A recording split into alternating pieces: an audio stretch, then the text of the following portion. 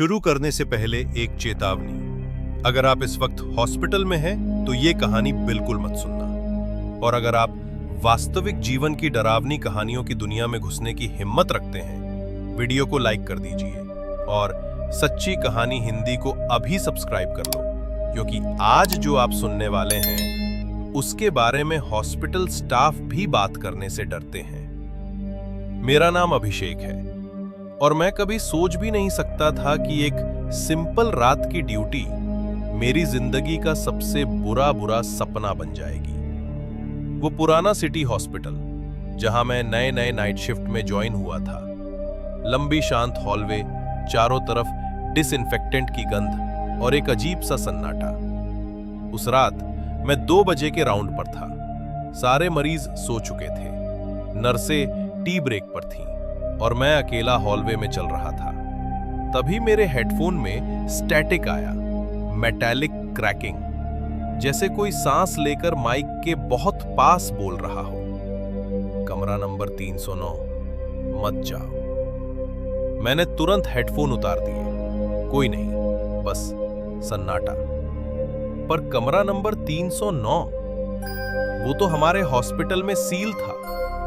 Training के पहले ही दिन बोला गया था 309 को कभी मत छेड़ना। दरवाजे पर स्टील की प्लेटें लगी थी, ऊपर लाल टेप और एक पुराना सा बोर्ड, 1998 से सील है, कोई कारण नहीं बताता, बस एक नियम, उस दरवाजे को कभी मत खोलना।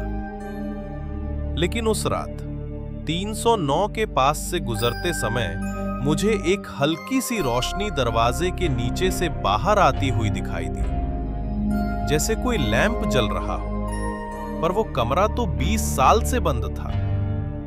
मेरी धड़कन तेज हो गई। मैं रुका, झुककर नीचे से देखा। अंदर से कोई हिला, परछाई सीधे मुंह पर। मेरी सांसों की आवाज मेरे कानों में गूंज रही थी।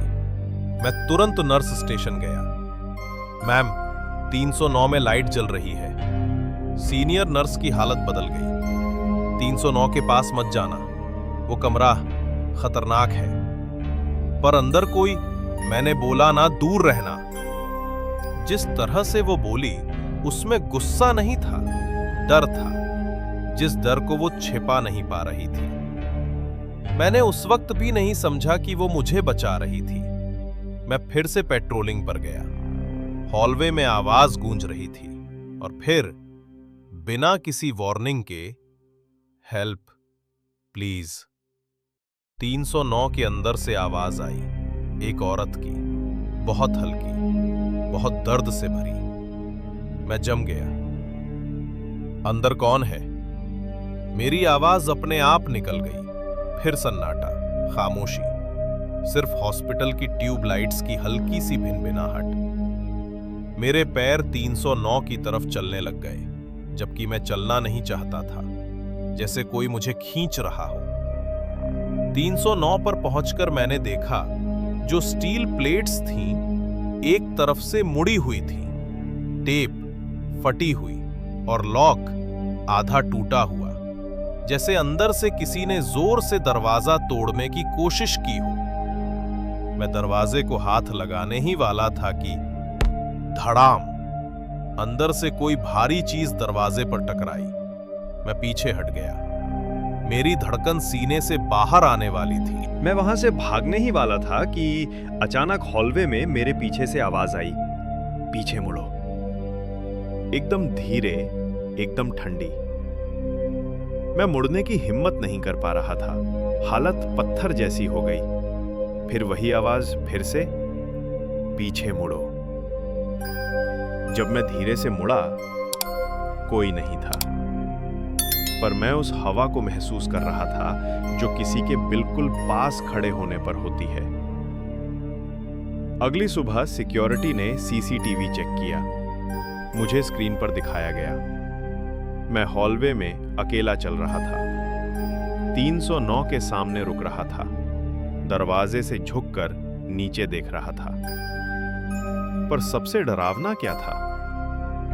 कैमरे में साफ दिख रहा था कि मेरे पीछे एक और इंसान खड़ा है। एक औरत, सफेद पेशेंट गाउन में, लंबे बाल, झुककर सिर नीचे। और मैं पूरे टाइम उसके बिल्कुल पास से गुजर रहा था, पर मुझे दिखी नहीं। सीसीटीवी में वो सिर्फ 309 के सामने ही दिख रही थी, बस उसी एरिया में। नर्स ने आखिरकार सच बताया। 1998 में एक पेशेंट एडमिट हुई थी, अनाया। गंभीर डिप्रेशन, कई बार सुसाइड की कोशिश। एक रात उसने अपने कमरे में सारी लाइटें बंद कर दी और किसी तरह इमरजेंसी लॉक को बाईपास करके खुद को कमरे में बंद कर लिया। 2 दिन बाद जब स्टाफ ने दरवाजा तोड़ने की कोशिश की, कमरा बिल्कुल अंधेरा था। कोई लाइट नहीं, कोई आवाज नहीं, और जहां वो खड़ी थी, बस फर्श पर एक जला हुआ काला घेरा था, जैसे किसी ने अंदर से पूरी एनर्जी निकाल ली हो। उसके बाद 309 को परमानेंटली सील कर दिया गया। कहते हैं उसकी आत्मा वहां फंसी हुई है, नर्स बोली, और वो सिर्फ उन लोगों को दिखाई देती है जो उसकी आवाज सुन सकते हैं। मैं ठंडी हवा सा महसूस कर रहा था, जैसे कोई मेरे कान के पास खड़ा हो। मैंने तय किया, आज मैं 309 से दूर ही रहूंगा।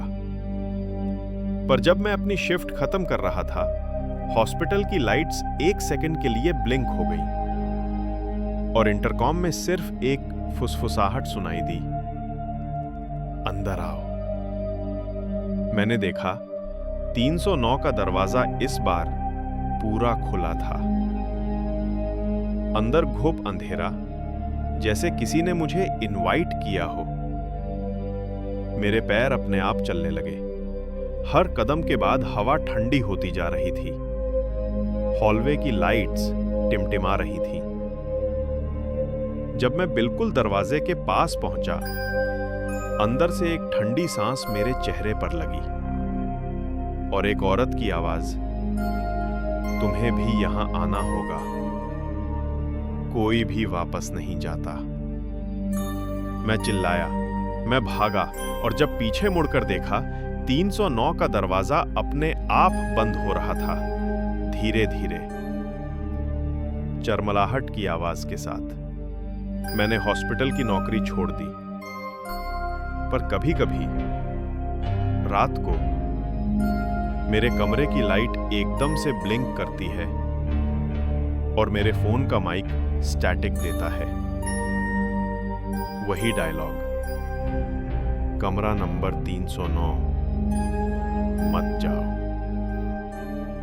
पर सबसे बुरा क्या है, वो कमरा तो पीछे छूट गया था, पर उसकी एनर्जी मेरे साथ आ गई है।